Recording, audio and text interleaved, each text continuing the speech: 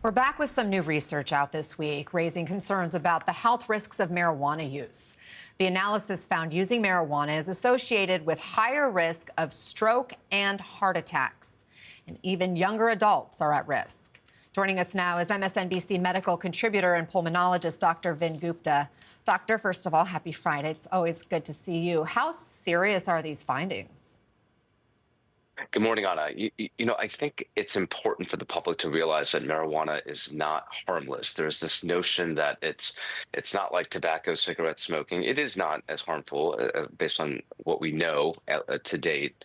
But our knowledge is increasing over time. Half of states now regulate or allow it in a legalized form. 15% of U.S. adults utilize it, and we're learning a lot more. But this is concerning because, again, previously a lot of people think it's harmless, and we're learning it's potentially harmful.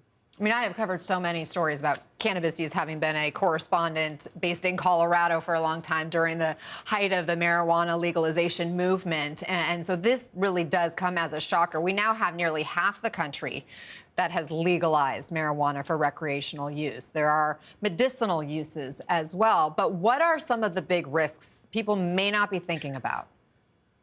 So the main component is THC, and that's a chemical that really stimulates your body and stimulates your heart. It increases heart rate, blood pressure, can actually activate something in your body called platelets that can cause clots throughout your body. And that's why we're seeing, even amongst younger users, an increased risk of heart attacks and strokes. More often daily use, that risk appears to increase. So again, this notion, we're not saying stop cold turkey, but know that marijuana use is not harmless, and that you should be having conversations with your doctors, especially if you have a history of cardiac disease, or if you're older, say older than 65. I mean, you touched on the younger folks that were mentioned in this study, that the average age of participants was around 38 years old.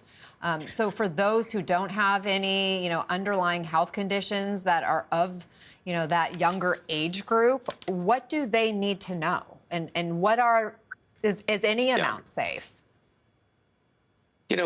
There's risk with any utilization, Anna, is what we're understanding. This is an evergreen area of research. We're learning more. But the answer to your question is, if you're going to use marijuana, know that there are potential risks, especially with more frequent use, particularly on your heart. It's not harmless. If you're going to purchase marijuana, go to a regulated dispensary. That's where potency of THC, that active ingredient, is regulated, better regulated than on the black market. Purity is better regulated.